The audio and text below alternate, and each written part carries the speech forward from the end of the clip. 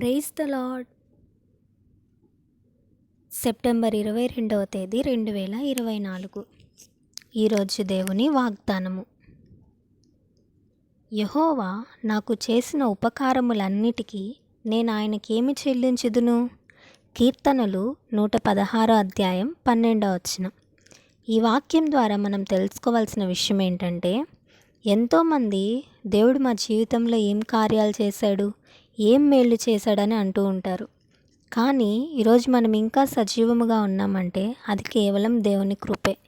ఈ లోకంలో ఎంతోమంది ధనవంతులు, ఐశ్వర్యవంతులు ఉన్నారు. కానీ వారిలో చాలామంది ఈరోజు సజీవముగా లేరు. కాబట్టి మనమున్న సజీవమైన స్థితిని బట్టి దేవుని స్తుతించవలసిన వారమై ఉన్నాము. నీవు కూడా దేవుడు నాకేం చేశాడు అని అనుకుంటున్నావేమో. అయితే ఈరోజు ఈ వాక్యం ద్వారా దేవుడు నీతో మాట్లాడుతున్నాడు. ఈరోజు నీవు పీల్చుకుంటున్న గాలి దేవుడు నీకు ఉచితంగా ఇచ్చాడు. ఇదే గాలి ఒక హాస్పిటల్లో ఒక ఐసీయూలో ఉన్న పేషెంట్ పీల్చుకోవాలంటే ఒక సిలిండర్ విలువ 8,500.